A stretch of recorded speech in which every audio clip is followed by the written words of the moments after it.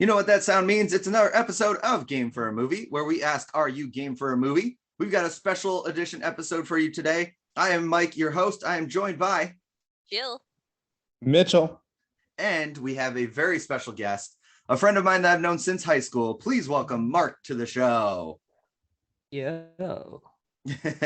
yeah, Mark, what's up, Yo. dude? Don't worry. The subtlety will wear off. I'll get much more energetic eventually. Don't worry.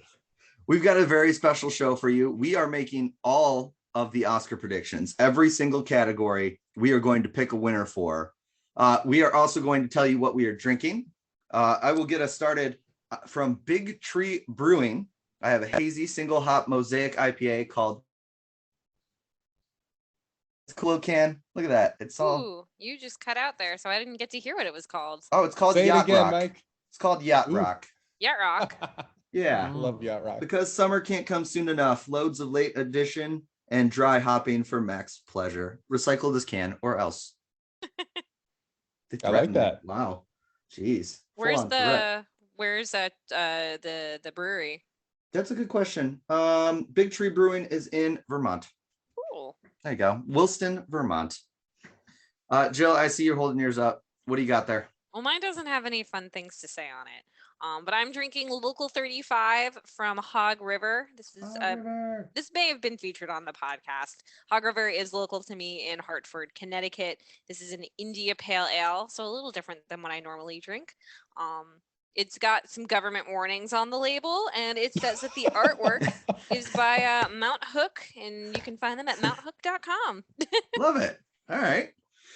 Mitchell, what do you... This has some government warnings as I take a sip. That is hilarious. You're coming all the way from the West Coast. I love the power of technology with this stuff. I am, guys. I'm in the heart of Hollywood, and I have zero insight on the Oscars, so I have no idea why I'm here. But it is early in the morning for me. Not really early in the morning. It's like mid-morning, and I'm drinking coffee. In particular, I have an espresso. Tastes like caramel, so it's the caramel cookie one, I think. And I have it in my nice little glass mug. The and, caramel it is tastes Kahlua. Did you Let's brew just it face it. yourself, or did a Yeah. machine do it? great. The machine did it for me. Mitchell versus the machines. This time we were working together, so it was good. It was good. We'll talk about that later. We'll talk Well about done. that later. Mhm. Mark, what do you got over there? So, no surprise, I'm not that big of a drinker per se. I am huge on sparkling water, though. Okay. So I'm drinking bubbly, Nice. Ooh, blackberry bubbly, as it were. bubbly. Sponsored As by far as- Michael Bublé. Yes. Yeah, absolutely. Yeah. This is they also have bubbly bounce. I already had one today, but bubbly bounce is the caffeinated drink of that, Ooh, there you go. which is actually really good. But no, this one's blackberry. So, Nice. yeah. All right. So before we get started with all our Oscars fun, Mark, you and I went to high school together. You Correct. have been holding this over my head because you have not told me yet. You found Yes. your yearbook. Yes. So for the listeners, just so they know, I was a very well matured, smart senior of sorts when Mike was a baby freshman. So I decided to look up into the yearbook, the 1 year we went together, and find out what did Mike write me in that yearbook.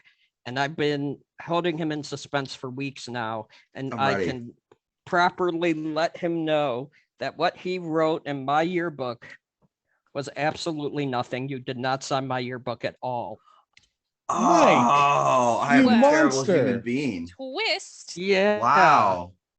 Yeah. Wow. Now that could have been, now in fairness, that could have also been, there could have been many reasons, one of which could have been because that was, since we were both from Chicago, that was easily the best. 05 was the best year for Chicago baseball in a long time, as you will remember. I thought about because- wearing my Cubs World Series shirt just for this because I remembered you're a White Sox fan. Yes, absolutely. That's a whole nother pod. Yeah, right. but yes, no, you did not write anything, and that is okay. If I wrote something in yours, I probably didn't either. So Clearly, the next time you guys hang out, Mike's got to rectify the situation. I will sign your yearbook. Yeah. Yeah. Wow. be- All right. yeah. I feel like a heel now. All right. Mm. Well, dang. All right. I guess let's get into this Oscar stuff because then I'll feel better about myself at least because I know you're going to kick the crap out of me in this. Mark is our expert, as well as Mitchell, as well as Jill. I don't care what she says. She is our expert. I am the idiot on this podcast. I have not made my picks even. I'm going to go on the fly. That's how great I prepared for this episode. Mike, I also have not made there's only one category I have made my pick in. And yeah, everyone I think who's listened to this podcast can probably guess which category that is. But yeah, everything else is on the fly. So no, not an expert. Well, we're going to talk about first. This year, they have decided not to televise 8 categories. Those categories are best animated short, best documentary short, best live action short, all the shorts out of it. Best sound, best makeup hairstyle, best production design, best original score, and best film editing. So those 8 categories are not going to be televised. How do you guys feel about that?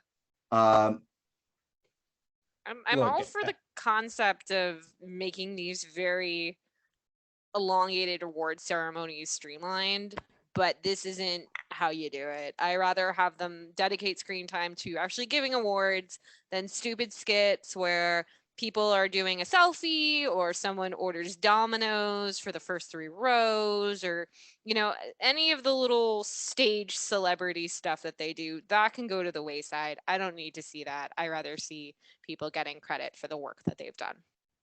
Yeah, I think a big part of this for me, it's not so much the overall length of the show, and it always runs over 3 hours. It happens every single year for the most part, Gonna do even it in again. the pandemic year. It's going to Yeah, do it they're- again, even with the categories not televised.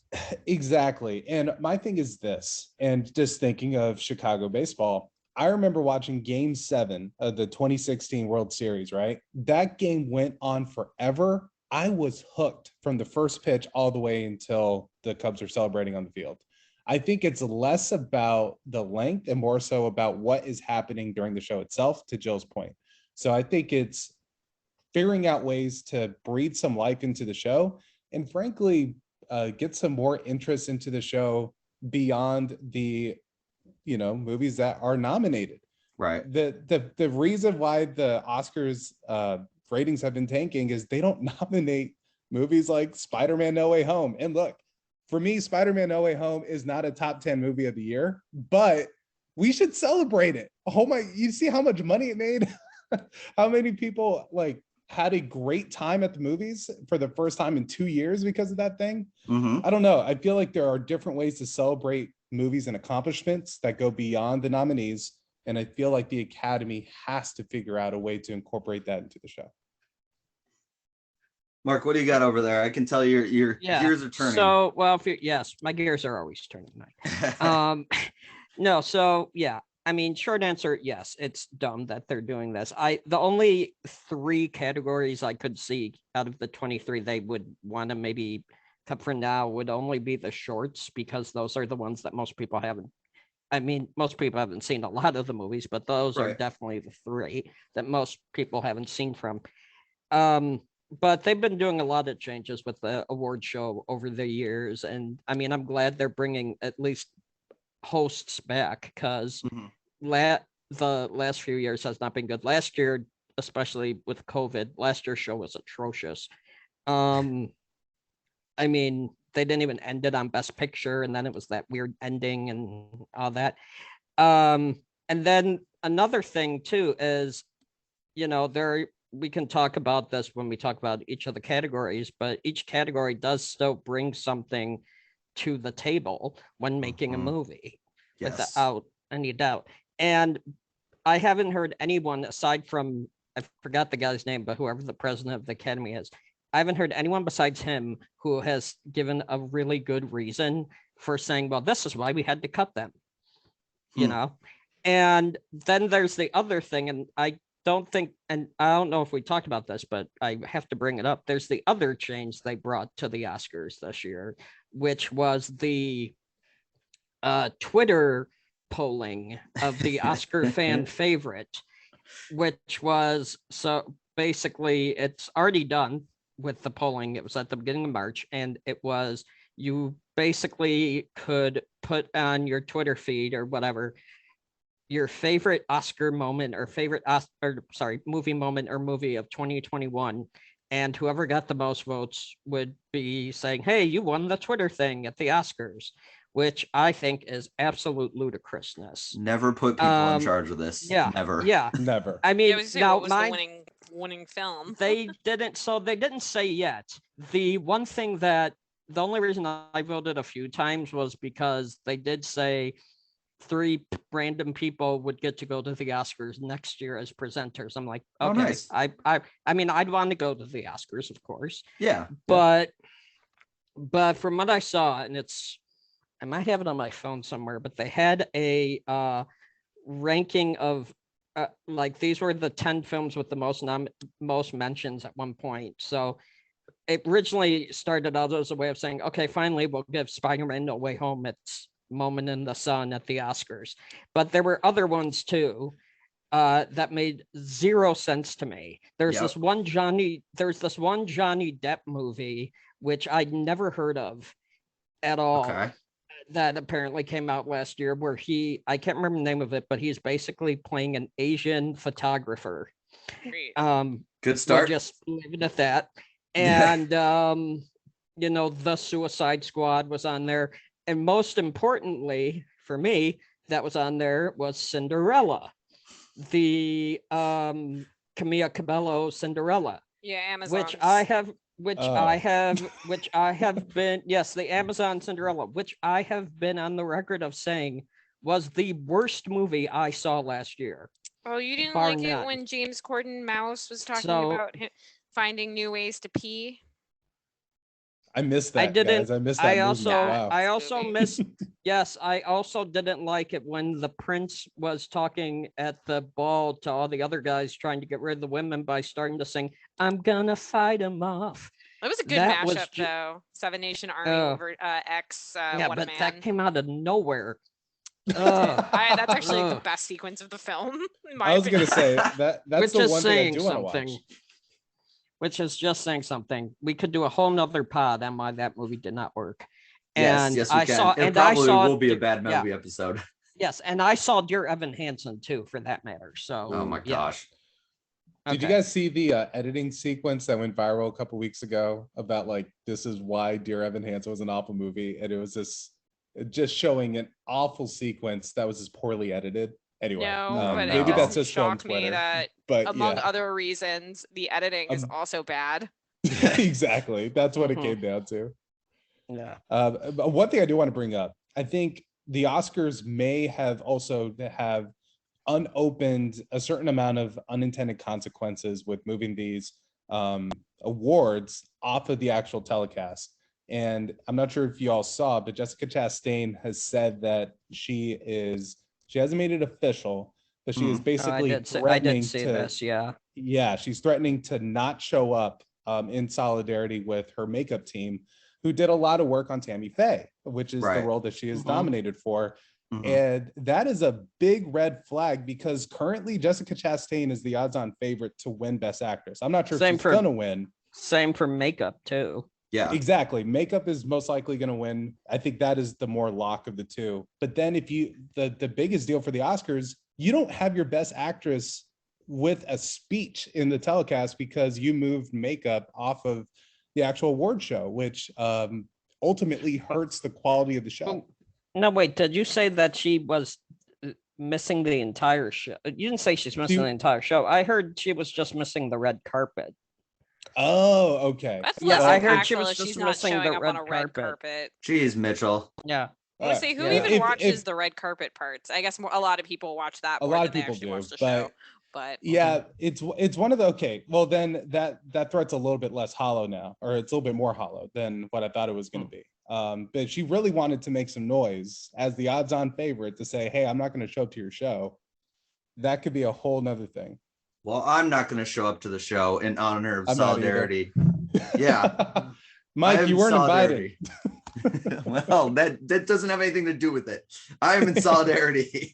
I think it would be more impactful if she didn't show up. Her not walking on a red carpet and then still being captured on camera throughout the night in the audience or hobnobbing behind stage completely deflates any impact of not showing up because you're still there. Like, I get, it's an award, you want to stand on stage. Would this be her first Oscar if she got it too? Yeah. it'd be Yeah, okay. That would be. It would be so much more symbolic if she had someone collect the award in her honor because she wanted to stand up for her team. And You know what stay she home. could do? Have She her could Joan makeup Collins team make Joan her Crawford. makeup team go up and accept the award if she were Yes. to win. Yeah. That would You be That'd be cool. impactful. Or That'd be that she cool. can resurrect Joan Crawford from the dead and have Joan Crawford Whoa, win the award, wow. take the award for somebody in her honor, because that's what Joan Crawford did when she during an Oscar year Yeah. to like Yeah, spite she did another it for actress. yeah. Oh no, she did that. No, I know this one. Yeah, she did it for Betty Davis because the Betty Davis and Joan Crawford feud is like one of the Yeah. biggest, if not the biggest, in the history of Hollywood. And Yeah. I think it was Anne Bancroft who won over Betty Davis. So Joan and Anne Bancroft wasn't there. So there. Joan Crawford apparently went up and just so she could say to Betty Davis, "Excuse me, I have to get my Oscar." Yeah, basically, Um, she took so yeah. very savvy of the situation. Yes. So Let's Love make it. sure. Yes, Mike. Let's make sure we never turn into Joan Crawford and Betty Davis and I think we're fight okay. like that. Okay. I good, mean, good then. besides the fact Yeah. that I didn't sign your yearbook, I think we'll be all right. Yeah. Yeah. So let's get jumped into this because we have a lot to get through. This is probably going to be 2 episodes, just seeing how long each thing is going to take, which is totally fine. We're probably going to release it. Usually we release on Thursdays. We're probably going to release the first part on Tuesday with the second part on Thursday because the show is Sunday. So Correct. Yes. let's get into it. I'm going to read you the category and the nominees, and then we're going to make our predictions. First, we are going to start with Best Animated Short, not televised, of course. Best Animated Short nominees are Affairs of the Art, Bestia, Box Ballet, Robin Robin, and The Windshield Wiper. Guys, who has seen any of these? Please. Give I me some have. insight. Say something. I have. Okay, I what do you have, got, Mark? actually. This is why Lead- Mark's lead our me- expert. Yeah. Lead me in the right direction. And just here's so we the know, I thing. do have a prediction because Mark wanted this to be clear. We go to our experts last, so we're not like jumping on their coattails. I do have a prediction. It's not changing no matter what you say. So go Gotcha. ahead. Well, I also mentioned too that I won't have all of my predictions finalized because we still have certain awards Yes. coming up. I'll let you know where to find my final ones and stuff like that. So I have seen 2 of these.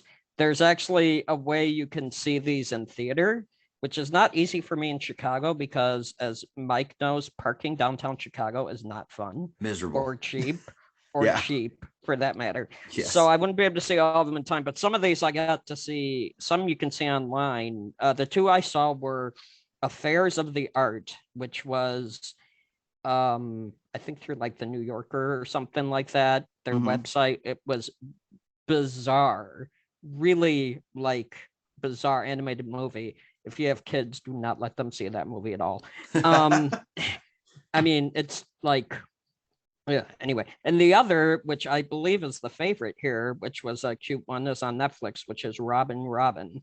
That is the odds-on favorite. Yep. Yeah. So yeah, my go-to for that would be my first choice for that as of right now.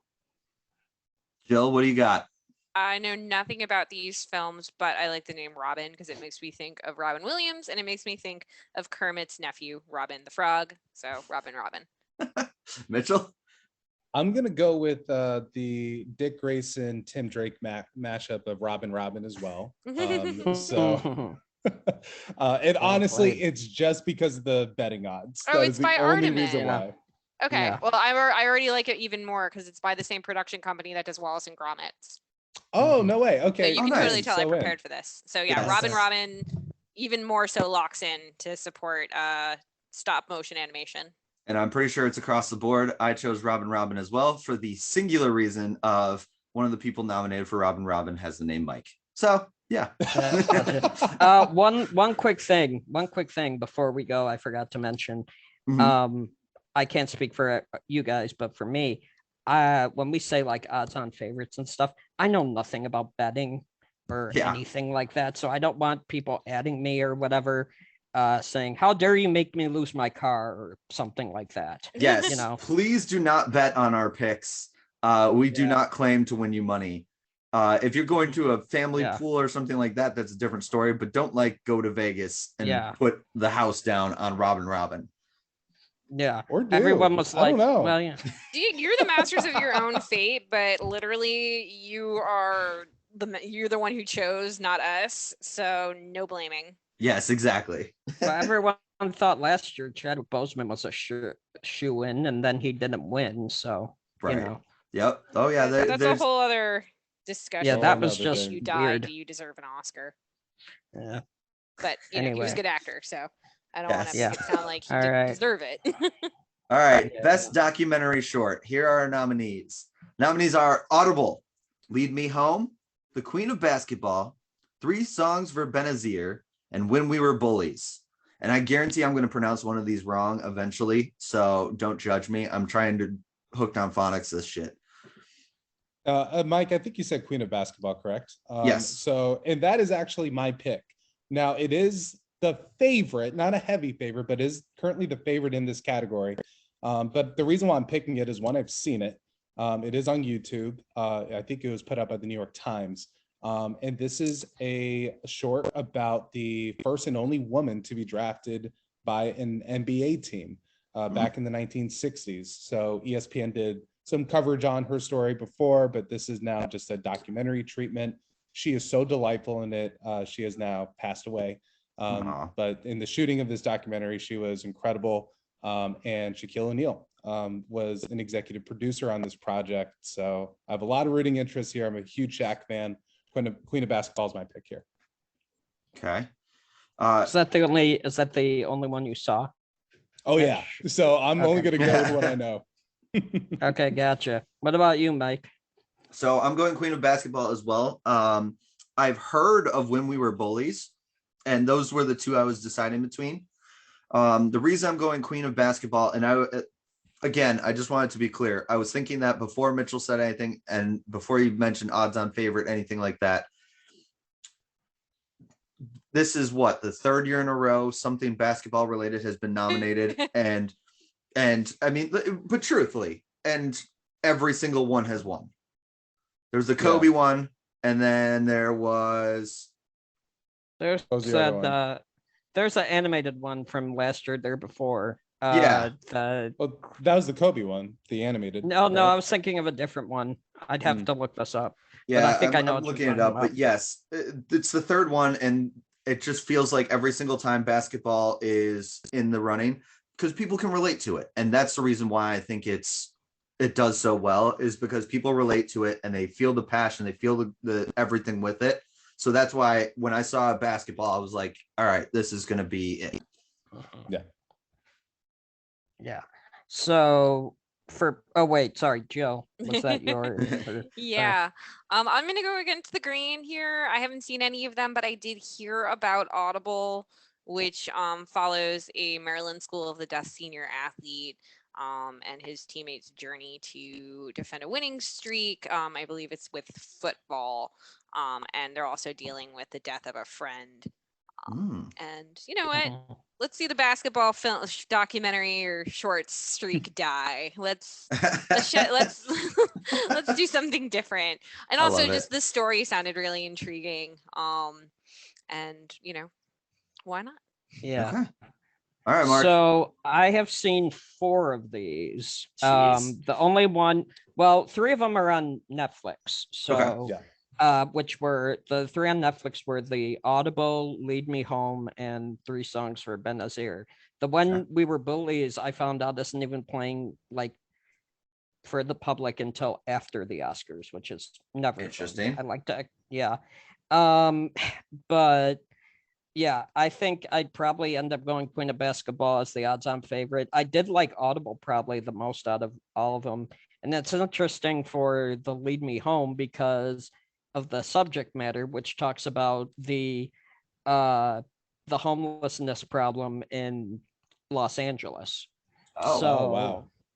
Yeah. So that'll be interesting to see how that plays out. So I think Yeah. Mark, you brought up a really good point in these past two categories. You've been watching a lot of these on Netflix, and I think it's so awesome how accessible these shorts are. Because think Mhm. back 10 years ago, if Yeah, you were a never accessible. cinephile and you wanted to watch these, how were you Yeah. going Where to could do you it? go? Yeah. Yeah. Yeah, there'd be, I mean, they, like I was saying, they sometimes have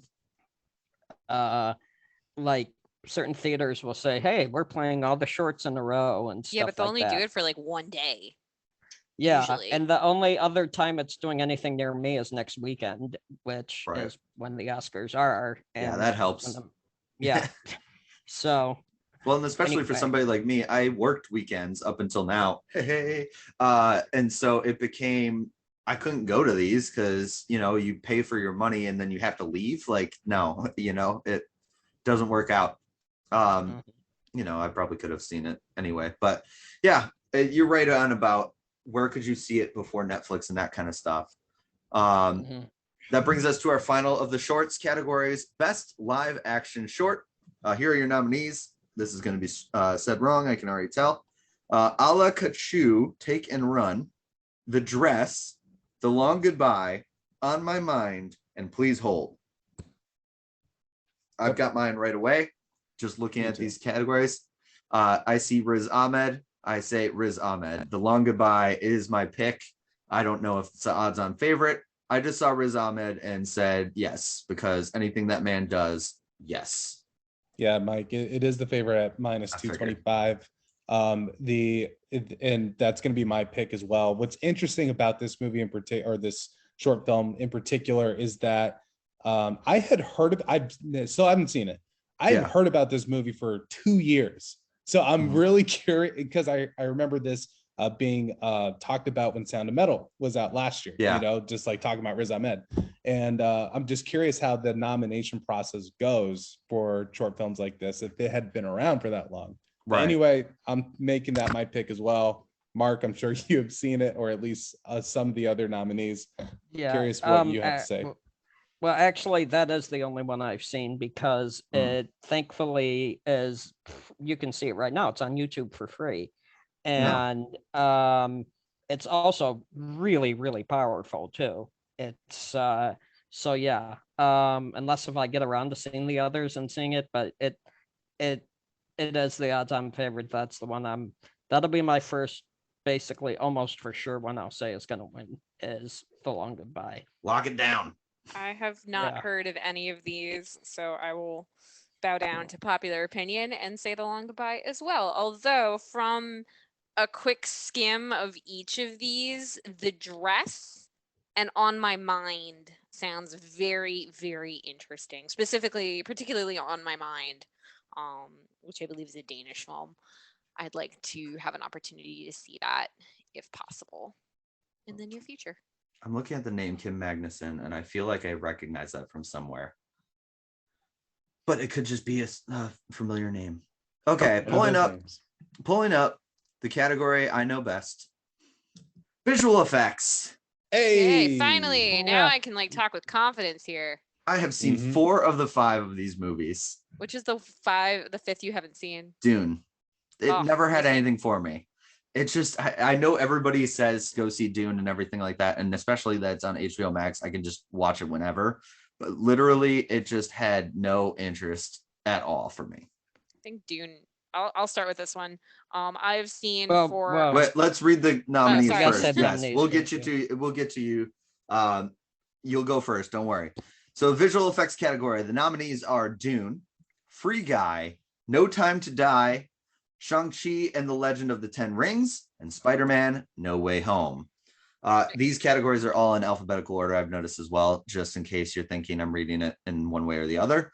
Jill, go ahead. You can get us started. So I've seen 4 of the 5 as well. The one I have not seen is No Time to Die. I had genuinely no interest in seeing the last Bond film. Fair. I think it will likely be Dune. To me, that is the one that has the strongest visual effects throughout.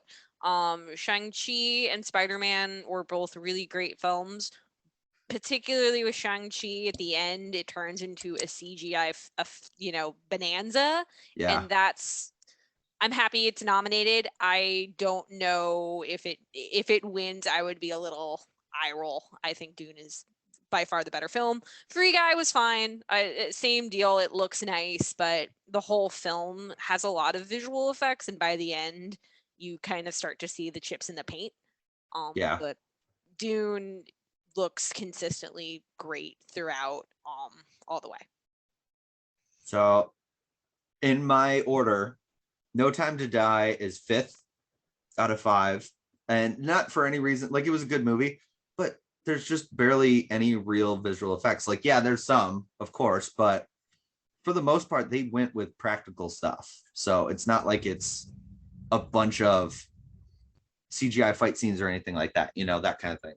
The two I was stuck with, because Free Guy and Shang-Chi were kind of in the middle for me. The two I was stuck with was Spider-Man No Way Home and Dune. When we're talking about visual effects, I think Spider-Man No Way Home is going to pull it off. Not because Dune's bad in any way, shape, or form. Again, I haven't seen it, so I can't say fully. But I just feel like in this particular category, just more so because I think Dune's going to get more later on. So I think this is kind of like the throw a bone to a superhero movie one. And if you're going to throw it to a superhero movie, Spider-Man No Way Home beats Shang-Chi, in my opinion. That's the only reason why I say Spider-Man No Way Home over Dune. I don't think I would ever say that fully.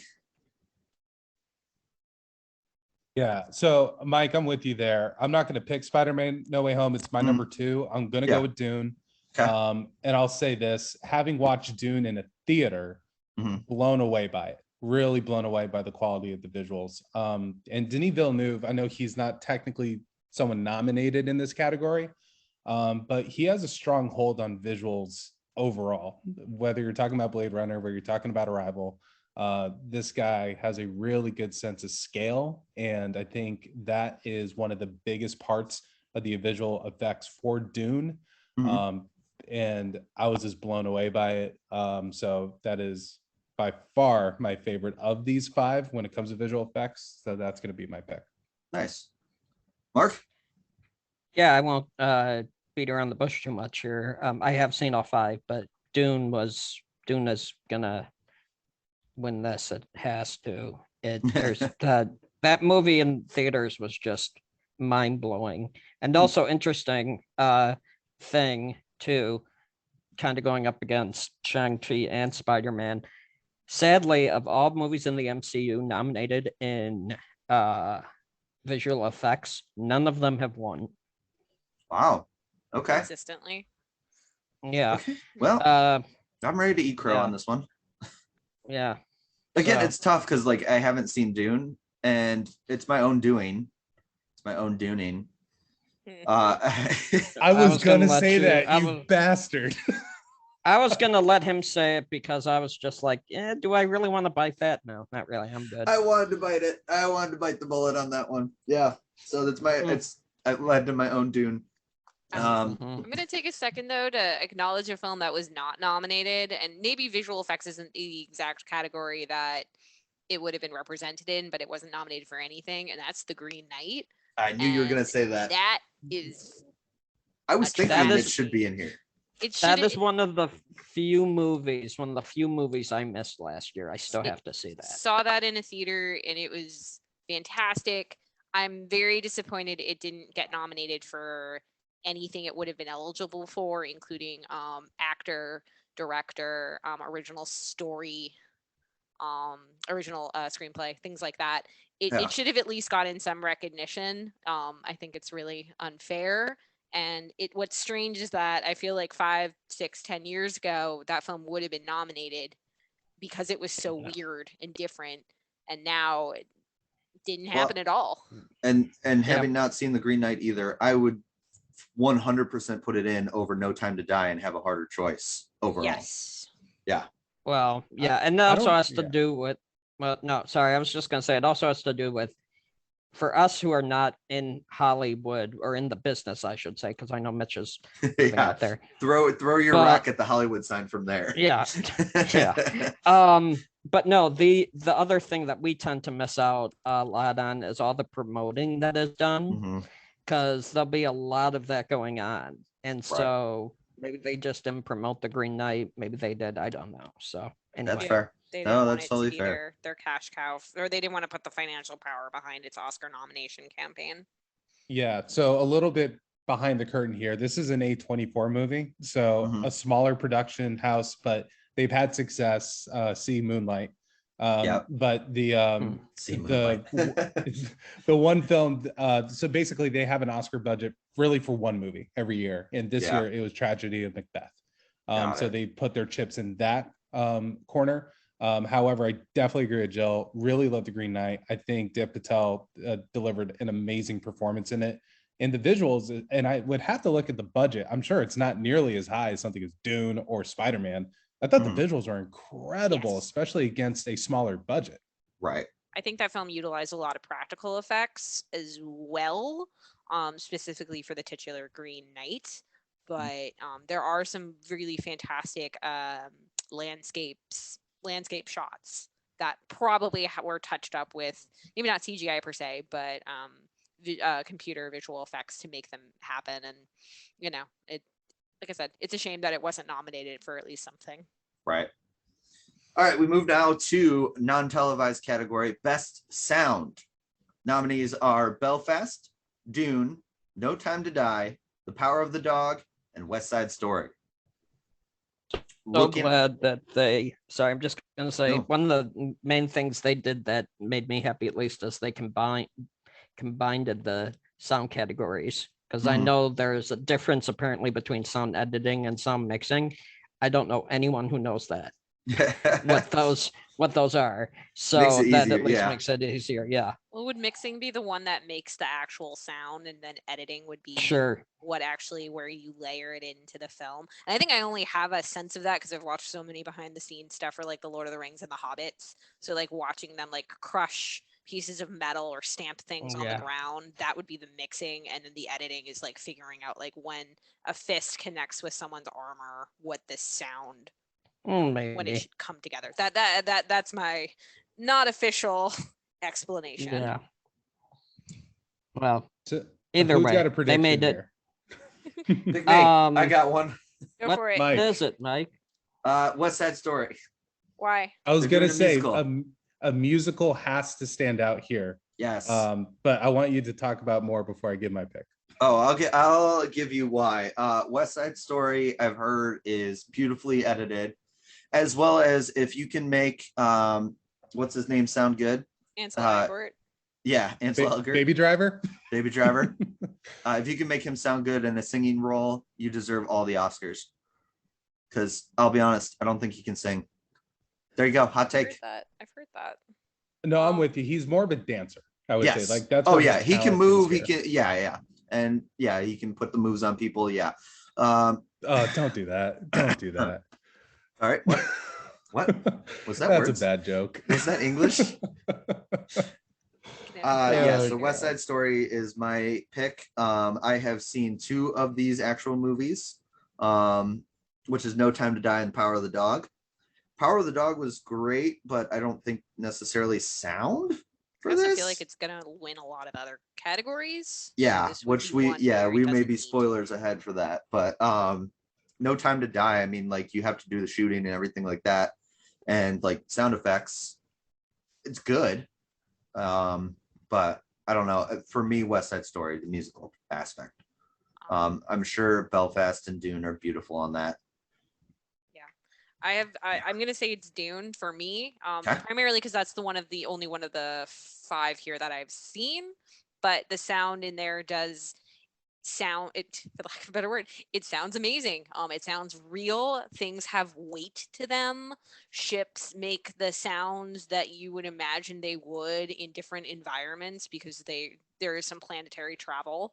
I would imagine that West Side Story probably does have very good sound mixing and sound editing, but without actually seeing/hearing it, I don't feel comfortable throwing my vote to them. And also, as an aside, Oh, I don't do. like. I'm a whore. As I an don't aside, care. I just don't like the story of West Side Story. It's fine. I think the original film from the late 60s, early 70s, was it? Perfectly 61, perfectly 61. fine. Happy, I'm happy we have that. Did we really need a second one, a remake? Sure.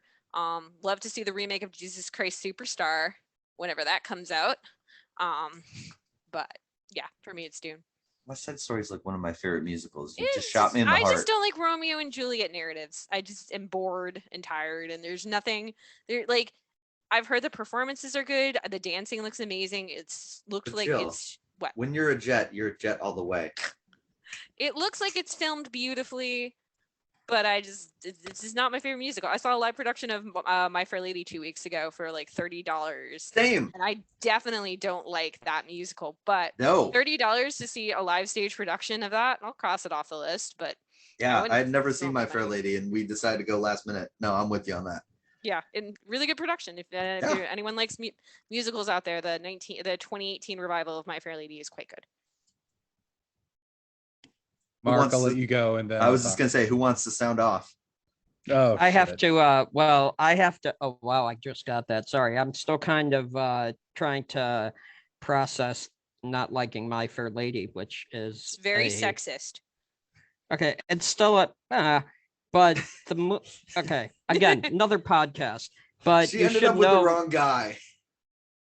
She but just so you know, well, Mike, very quickly, just so you know, Yes. the movie My Fair Lady, the main actor in it, Rex Harrison, you know who he inspired? He Stewie was Griffin. he was the inspiration of Oh, Stewie look at Griffin. Mitchell. Nice. Oh, okay. Yeah. I see that. Yeah. All There's a right. reason why this musical's Anyway. it doesn't age well. Let's put it that way. All right. Well, okay. So just to keep it going, for sound, I'm thinking it's one of those quote unquote below the line categories. I'm gonna agree with Jill on this and go with Dune. At least right now.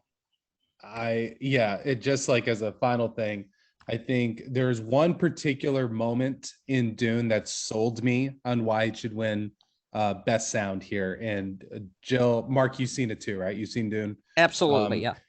That transition that they make when, and I forgot the name of the different people in the movie, but I still loved it. There's a sound transition where it goes, it's ambient sound, and then it goes into the score. Like for that sequence, I was like blown away of how smooth that transition was. Was it with House Harkonnen? I think it was. And I was just like, okay, this is like, they are operating on a completely different level. And for all the reasons, Jill, what you said of how authentic and real all the sounds seem to be, blown away by it. And again, another reason to see it in a theater, if you're able and if you're comfortable of going, it really sold me on it. So I'm going with Dune. One of the rare times I would actually pick against a musical in a best sound category. Well, fine. I see how it is. Whatever. Be wrong in your wrongness. Whatever. I guess. I'm happy, I'm happy that musicals are coming back into, I don't want to say vogue, but coming back into fashion. I would rather have them not remake already existing films. I'd rather see newer adaptations of stage musicals that haven't been made put to film. But if they're gonna do it well. And what I've heard about West Side Story is that this is an A+ effort, and it captures the spirit while also updating the material a bit. Last year was a great year for musicals for the most part. Did The Heights get nominated for anything? It didn't. It No. didn't. That was still probably my favorite of last year. I saw that one, and I thought that was a really good adaptation. Same. I just want to thank you, Mitchell, for snapping along with me. We were just snapping. So I have a question about a film in this category after you read off the names. Okay, let me read off the names. We are to makeup and hairstyling. The reason I'm not going to the Oscars is solidarity of these people. The nominees are Coming to America, Cruella, Dune, Eyes of Tammy Faye, and House of Gucci. My question is this the House of Gucci's only nomination? It is. It That is. and that was Oscar. I don't want to say it was Yeah. Oscar baited, but I feel like that when the Oh, it was a promo sent failed me for Oscar that- bait movie. Yeah, it rubbed people the wrong way. I was did you see that, Mike? I was always curious if you did. No, Because I I mean, didn't- because I was gonna say a lot of the time it seems like it's definitely overacted. I mean, Jared Mhm. Leto seems like he got into character by playing like 12-hour weeks or 12-hour a day weeks of Mario the whole time. Yep. Because that's entirely he's like, I want to fly like a pigeon. Yes, or something exactly. like that, you know. He was out Um, like 16 5-hour energies. Yeah. But no, yeah, that is the only one was for its makeup, which is good makeup. Yeah, because the movie about fashion being nominated for makeup and hairstyling. I know it's not that in itself is not fashion, but those are accessories that complement it. I just kind of find it funny, whereas like this movie was thrown around as like this big Oscar heavyweight, and then here it is with just Can one. It's I like the also say- opposite story of The Last Duel. I don't Yeah, think The Last right. Duel got nominated for anything. Yeah, both directed by the same guy too, for that matter. Oh, are they? Yeah. Yeah, Ridley Scott. Yeah, he's I was having a gonna bad say, year. oh, Joe, okay. I thought that's why you brought up The Last Duel because of Ridley Scott. I But- forgot that Ridley Scott directed House of Gucci. I knew they did. Oh, He yeah. did Last Duel. Who's which I he still blaming haven't for seen. House of Gucci? Is it us millennials on our phone still? What? I think he went down to Gen Z. Gen for Z? this one. Okay, Yeah. all right, He went down. all right. So I just need to bring up the fact that Coming to America is nominated for an Oscar. Not Coming to America, the original, Coming to America. Wait, No. Yeah. No. Eddie Murphy, baby. Yeah, Eddie no. Murphy's career has been on the upswing, especially since Dolomite Is My Name. I've never seen the original Coming to America or You whatever need to it's see called. it. It's I so want good. to. It's on my list. Neither Yeah. have I, unfortunately. Oh, the original is so good, and the fact that they made a sequel and it They was got just a lot so of the original actors back at least. they did it 25 years later or whatever it was, and like impressive, great job, or probably more than that. Holy shit. God damn, we're Yeah. old. Yeah. wonder What's if- great? Oh, go for it. What's great is that the original Coming to America, Mike, it was actually nominated for 2 Oscars. So this one, is carrying on the tradition of being nominated for best makeup. The Coming previous 3 one also- America. Yeah. Three America. It's Coming gonna be 3 America, baby. it's gonna be Coming to America, but the E in America is going to be a 3. Oh, Coming that's pretty to good. America. Move Now our you're fan thinking. stick. We've got If America. that's what happens, Three Mike, Aka. I'll remember that you said it. Oh yeah, right here, right now. So I'm a little shocked by that. Cruella had decent makeup and hairstyling. The 2 things that went to my head was Dune and Eyes of Tammy Faye. House of Gucci, just because of Jared Leto, can't win this category for me because he just looked ridiculous. I'm going Eyes of Tammy Faye, just because it was a complete transformation of character, and it looked amazing. So I am very much Eyes of Tammy Faye. I feel like I'm going against Dune a lot, and I don't know if I should, and it may be a bold strategy. I feel like Jared. I'm looking at a poster for House of Gucci. I feel like they should have just gone Colin Farrell in his penguin makeup outfit Yeah.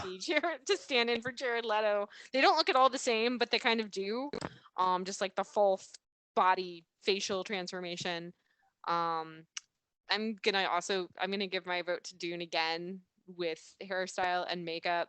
There are some really memorable looks in the film, and what's really cool about Dune is you really get to see a lot of I don't want to say alien races, but you get to see a lot of different cultures across the film from different planets, and the way that they look suggests a lot about the infrastructure and their cultures that they represent.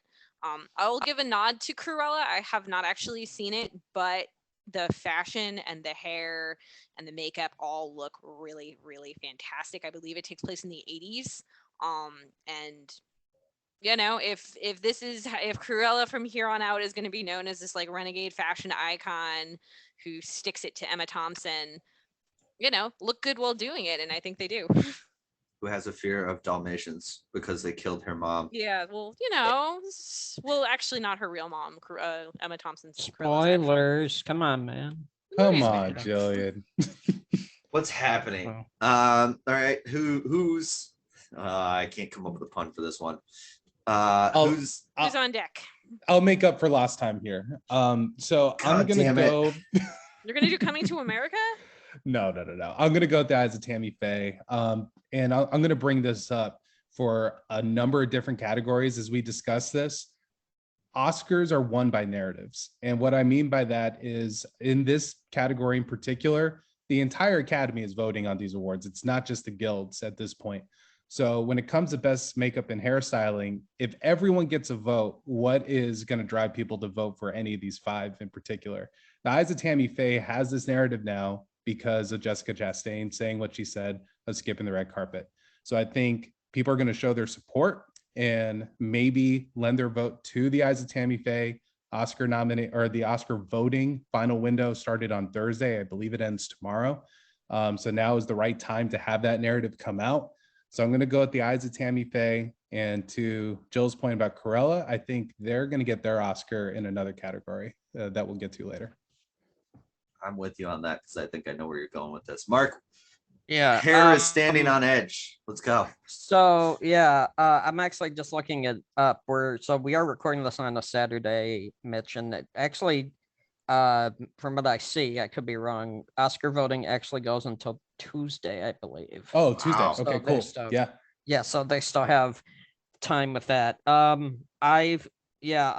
thinking we got to remember it's not just makeup, it's makeup and hairstyling. I think the favor is towards Eyes of Tammy Faye. So for the time being, I'll go with Eyes of Tammy Faye.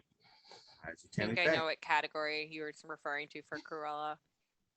Yeah. Is it coming which up here? It might be the next one here. Costume perfect. Yeah. design. Look at Oh. that. This is a category filled with films I want, like with one particular film. Well, 2 films I really, really wanted to see that I didn't get to see. So costume design, here are the nominees: Cruella, Cyrano, Dune, Nightmare Alley, and West Side Story. Yeah, I mean, I'll say- Cyrano's the only one out of this that I didn't get around to see. I think they released that too late. I personally. agree. And I feel like it's it came way. I thought it was going to be out way earlier than it actually was. Yeah. that was one I Same. was actually really excited for out of all of them because I love the story of Cyrano and everything looks great about it. Right, Mike, you like the story about a guy who tries to like a girl but can't because he feels he's not like good enough for her or ugly for her? Is that what you're saying? Yes, that is exactly what I'm okay. saying. Yeah. Oh, Have okay. you not seen the ahead. Cyrano with Steve Martin? He just has a big No, nose. I like- did. Yeah, no, Yeah. Well, that's Roxanne. the Yeah, I iconic just look Roxanne, for yeah, that's it, Cyrano that's is like it. he has a big nose. Right. So this version subverts it by making with Peter sure. Dinklage. Yeah. I But- actually, so I saw Cyrano the opera when I was young because they made it into an opera.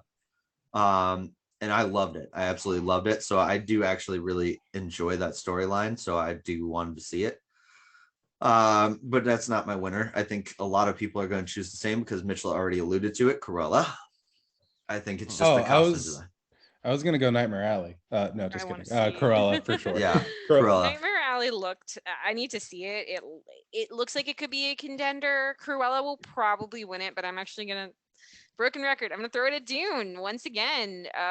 The specifically the outfit that stands out is when they first get to Arrakis.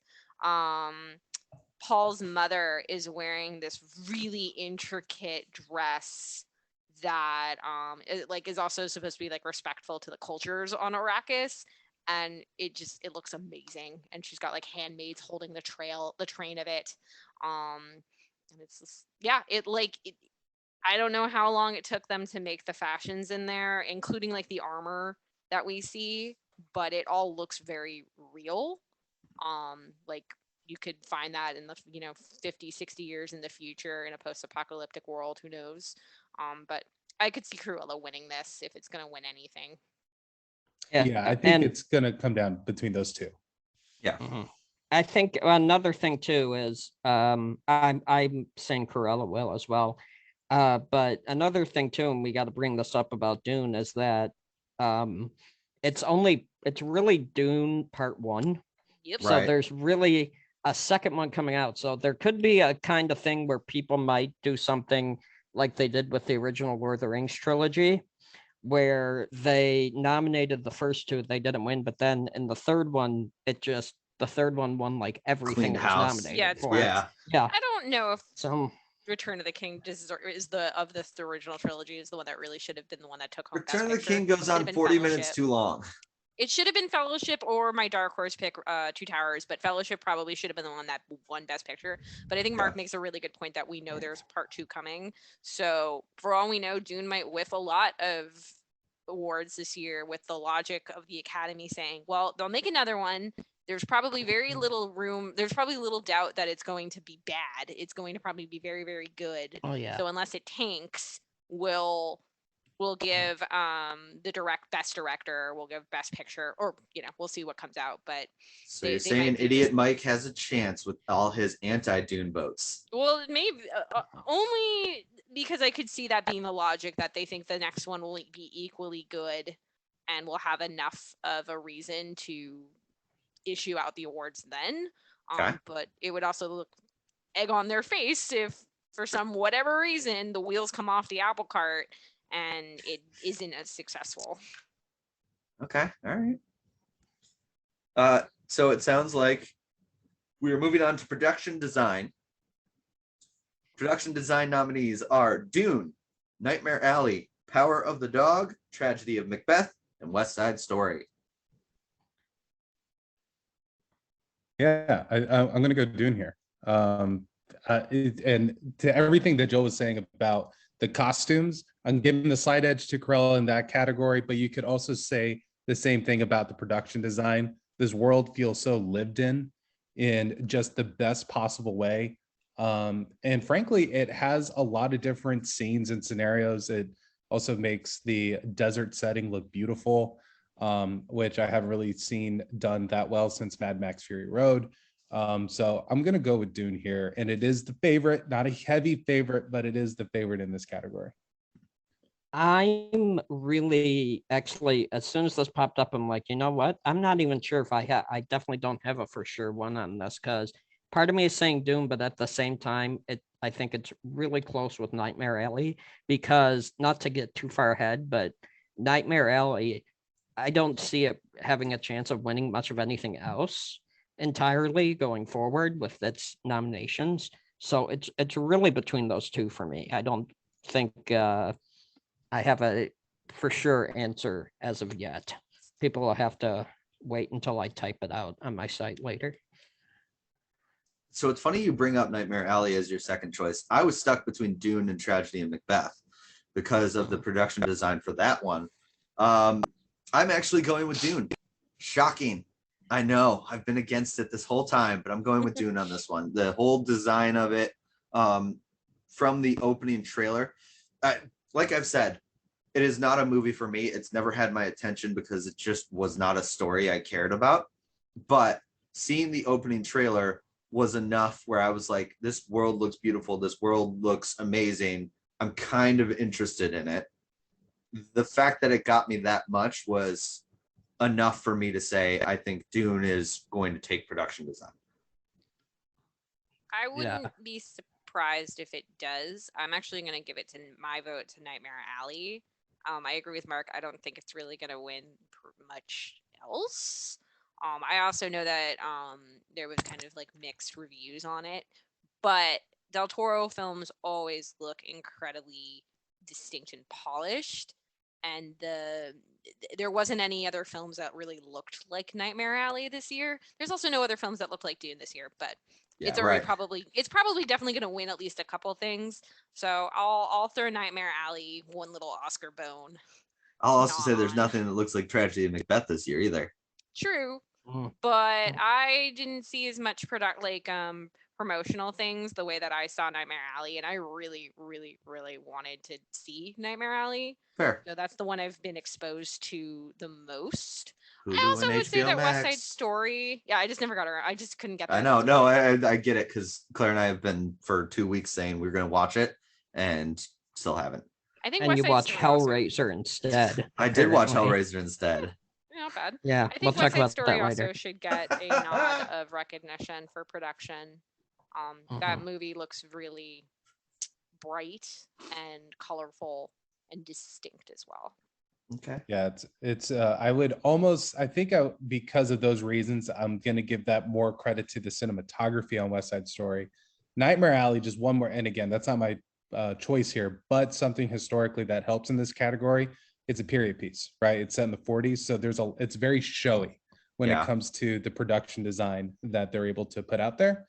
Now, typically the period pieces that have done well are older, like Victorian era and before, but because it's Guillermo del Toro, because he has such a visual style about him, I could totally see this also winning. But I'm gonna stick with Dune. You I'm gonna bring stick up with Dune. you bring up cinematography, and that is our next category, best cinematography. The nominees are Another Dune. category that's not gonna be shown on Yeah, TV. right. No, that one's still going to be shown. It is? Yes, I that thought one it- is shown. Production design was not shown. Oh, I got Cinematography that is still wrong. good. Yeah, cinematography is still Oh, going to be I feel shown. bad. You're That's fine. You're fine. It happens. Yeah, but for me, that's bad. But Well, cinematography, the nominees are Dune, Nightmare Alley, The Power of the Dog, The Tragedy of Macbeth, and West Side Story. And not the Batman. Yeah. Should go Guys, to the Batman. look, I think I'm gonna be a broken record here. And when we do our final tally at the end of this, I think Dune is gonna walk away with the most Oscar trophies this year. They're just gonna dominate below the line and then just get hosed at the really big awards. But I know. But I really love Dune. And again, I thought The Power of the Dog was shot beautifully as well. Tragedy of Macbeth, I'm a sucker for black and white, and I thought it looked amazing. But Dune really stood out to me still. And maybe it's the bias of seeing it in a theater, but I really loved it, and it would be my personal pick here. It's funny you bring up theaters because my vote was The Power of the Dog, but the problem is it was Netflix. And so I'm wondering if I'm making the wrong decision because people saw it in theaters. I'm going Power of the Dog. This is one that I'm kind of like sitting on the edge of going, I don't know, because I watched this on Netflix and that's what it released on. And, it was beautiful. It was absolutely gorgeous. But it also is, you're watching on your phone or you're watching on a computer screen or you're watching on your TV. It's not the theater experience.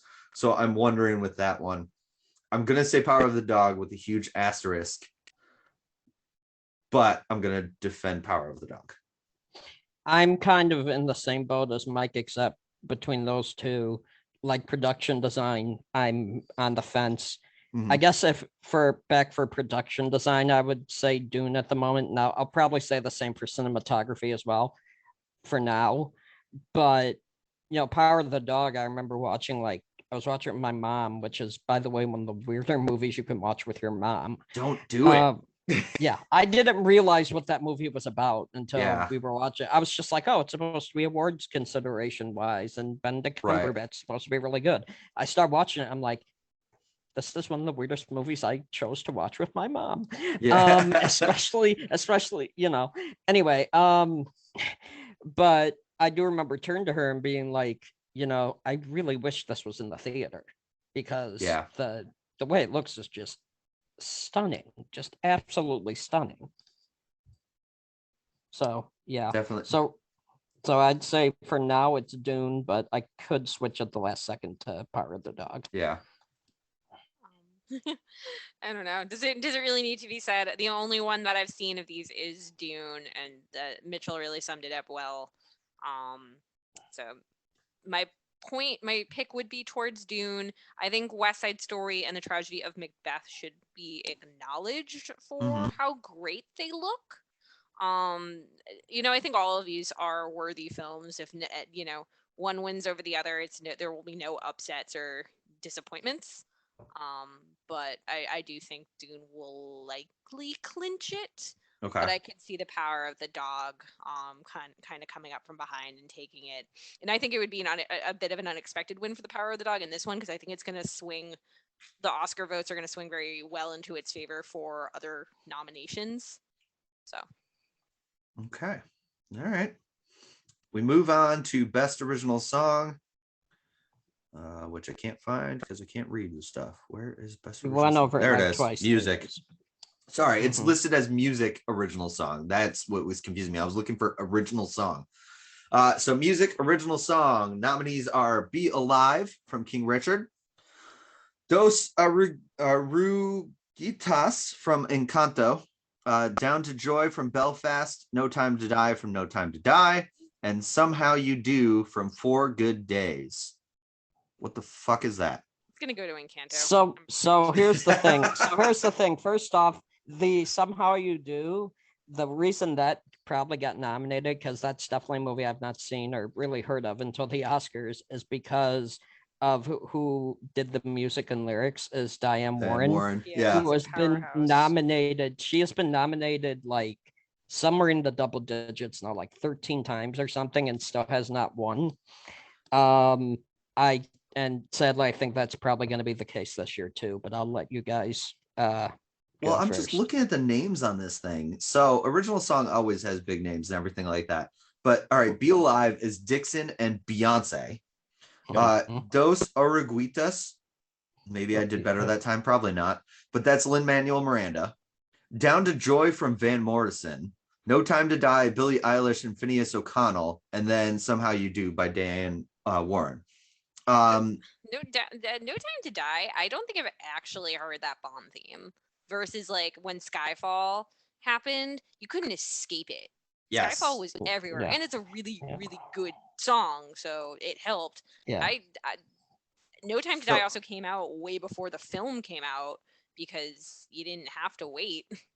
Well, and that's my thing with No Time to Die. Skyfall was a good song without being related to a Bond theme. No Time to Die, you kind of needed to know it was a Bond theme to enjoy it. So I don't think No Time to Die is my winner. I'm sticking with you with the Encanto pick. Also because Lin-Manuel Miranda, because he's a darling for everybody. Lin-Manuel Miranda. I was waiting for someone. I had to. I'm sorry, Mike. All right. Well, I'm gonna be the differer here because I do think the favorite actually is No Time to Die. Oh. And that is what I'm going with. Now, I think what should also be mentioned is there were a lot of confusion for people for Encanto, why they don't have that movie. We don't talk about Bruno. I'm happy we don't have about Bruno. Well, you won't be happy to realize then, Jill, that they're actually performing that at the Oscars. Well, why are they going to be performing this as well, though? Because Dos Aruguitas is fantastic, and I believe it's the first Disney non-English Disney song to be nominated. That oh wow, that could be. I believe the version of Remember Me, because there's like a Remember Me from Coco is sung in a bunch of times, but I think every time it's sung in English. I think We Don't Talk About Bruno is a really great song. It is my personal favorite. If I could pick any song from Encanto to be put in there, Dos Aruguitas is one of them, and then Surface Pressure.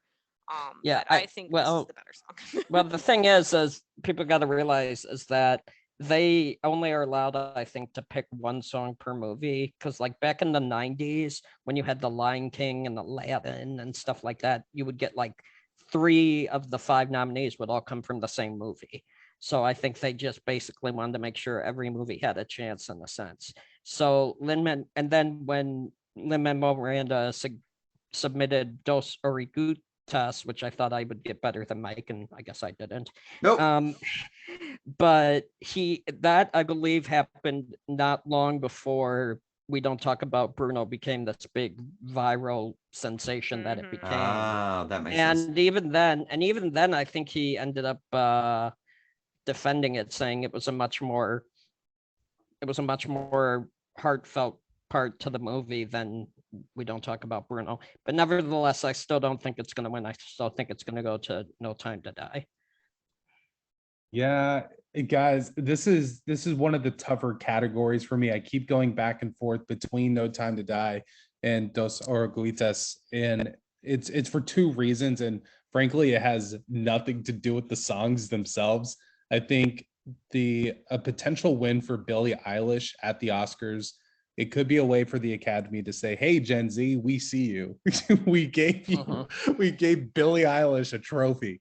Doesn't But want any more trophies though. that's the thing. But now I'm looking at Encanto and just the Am I idea. old? Why? What?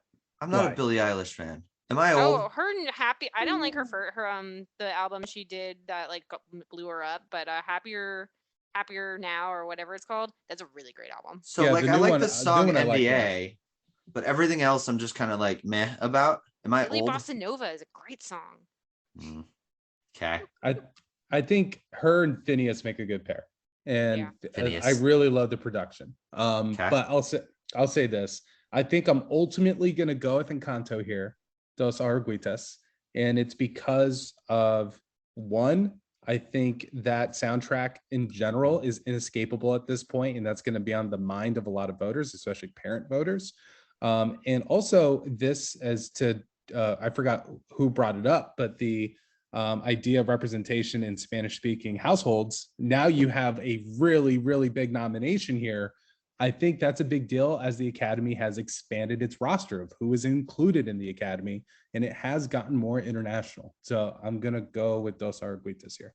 I'll add in on the diversification of music. I believe this year for like the Billboard Top 100, they had a lot more non-English songs that were like cracked the top 100 than ever before. So there really is starting to see a shift away from like just English songs dominating the charts. And I'm also we've had like the BTS army and all of that happening, but this is really refreshing to see musicians from other countries, a lot of them from Latin American countries, really starting to pop up and being recognized. So obviously I have Saturdays off now. Claire and I are trying to figure out what we're going to do tonight. And one of the things that came up, we're not driving all the way. That's the only reason we said no. But Bad Bunny is in New York tonight. And we thought about going because it's Bad Bunny. He would put on a show, it seems like. Yes, he would. All right. Music original score. These are your nominees. Don't Look Up, Dune, Encanto, Parallel Mothers, The Power of the Dog. So, Mike, can I go first on this one, actually? Yes, you Because can. I'm going to make a defense of someone, and that's the first one here. Because if this would be ridiculous, well, first off, it's so ridiculous that they're not showing this award on TV. Yes. So, the heavy favorite, and rightfully so here, and my pick is Hans Zimmer for Dune. Now, Hans Zimmer, first off, he's like one of the biggest names in movie music, just behind, probably only behind, obviously, John Williams. Yeah. But and Hans Zimmer's actually only won once before. He won for The Lion King, the original, way back in the day. Now, here's another thing about Dune. I don't know if you know this. Did you know that he actually made his own instruments for the score? Mitchell sent it in our group chat. And Oh, he did? Kazoo. Oh, no, not a Gotcha. super kazoo. Stop it. Oh. I did not. No, that wasn't real. Oh. That wasn't real. No, I I joked. believed you. Jill asked what the name of the instrument was, and I was like, "It's like 4 kazoos in one. It's called a super kazoo." Or And she barely believed me. quadzoo or something. Quadzoo. Quadzoo. Quadzoo. I don't I can't know. believe you believe me. I thought Well- Mitchell sent it, not you. So No, it was me. there was a stamp of authority coming from Mitchell. A quadzoo. Super kazoo. Yeah. Anyway, but yeah, I can't say the same for the other composers in this category, but if you make your own instruments, how can you not vote for that? Yes. I mean, that's like ridiculous. So I didn't know where to go with this one, and then Mitchell let us all know that he created his own instrument, and then it became obvious. Hans Zimmer all the way. So, and I think seeing name alone, I probably still would have picked Hans Zimmer. I also want to know, is Johnny Greenwood related to Lee Greenwood, the guy who did Proud to Be an American? Because that makes sense. I was just talking about that song yesterday. I'm proud to be can't an say American. offhand. And Yeah. that song, the chorus still haunts my brain. I had to sing in like 5th grade. Yeah, but like Johnny Greenwood, if he's the son or related to Lee Greenwood in any way, it does make sense for the Power of the Dog. But no, Hans Zimmer. Yeah. And I brought this up before, but narrative, right? It's Yeah. like, what is driving the narrative of these nominees beyond their work? Hans Zimmer has that with the instruments thing. But I do want to give Super a kazoo. shout out to the Super Kazoo. I want to give a shout out to Nicholas Bertel. He doesn't need a shout out from Loli Me, but he is actually one of my favorite young composers who has now been nominated, I believe, 4 times. I could be wrong. This is either his 3rd or 4th, but he was nominated for Moonlight and for one of my personal favorites, If Beale Street Could Talk, from a couple years ago. Oh, that one's, yeah. And he is probably most famous for scoring Succession and coming up with the theme. So big shouts to him, but I think this is Hans Zimmer's award for sure. I agree. It's probably going to go to Dune. I think that this is one of those categories where if it didn't win, it would, I don't want to say it'd be an upset, but it would be an unexpected loss. Well, we're not going to see it. Well, so it doesn't matter. What I mean. But I think Encanto also has a really great score. It does tell the story very well. You don't need to be watching the visuals or hearing the Lin-Manuel Miranda's songs to not be able to follow along with it. But I think this is a Dune win. Okay. Well, that seems like we're pretty sold on that.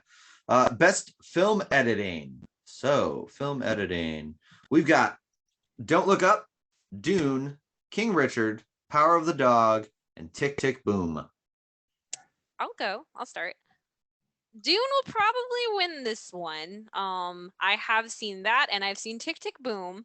I would actually be very happy if Tick, Tick, Boom won something throughout the this year's Oscars. While I think Dune will also probably walk out with this, and it would very much be deserved if they did it.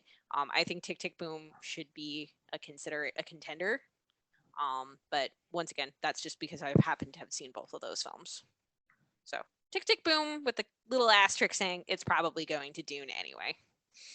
I mean, I'm going with Dune, even though I've seen Power of the Dog and I loved it. I'm just going with Dune on this one. It's hearing you guys talk about it. Film editing makes sense for it because there wasn't bad film editing, I'm guessing, I don't know. And the Power of the Dog at some points felt like it could run a little long. So maybe that's my argument, because it just could have been edited down more. But even that, I don't know. I think it's Dune. Yeah, Tick, Tick, Boom has this great sequence in a swimming pool that it's almost like the emotional climax of the film, and the way that all goes is your heart is pumping, you're at the edge of your seat. And when you think about it in a vacuum, what are the events that are brought us here? It's actually they're momentous to the main character, but to everyone else, it's just you'll be okay. It's fine. It's not nearly. It shouldn't be this stressful. But right. The way that the film shows all of it is just chef's kiss. Mark, I'll have you go first because I'm not picking what has been said so far. Ooh, that's exciting. Oh. All right. Well, I was actually almost waiting on you because I'm still a little on the fence here because I am still, my first gut reaction is to Dune, but I know because film editing is one of the more underrated categories to the non-experienced Oscar viewer, because it's up there with best director and helping out with best picture and stuff. So at the moment I'm thinking Dune, but there could be, I honestly think there could be a good case made for Tick, Tick, Boom and even King Richard. Yes, I feel as well. So at the moment I'm thinking Dune, but I don't be surprised if I change it at the last minute to King Richard or Tick, Tick, Boom. And Mark, I'm going to go with King Richard. And this is the first time we brought this up in our podcast. For those who haven't seen it, kind of sounds like a weird title, but it's about Richard Williams, the father of Serena and Venus Williams.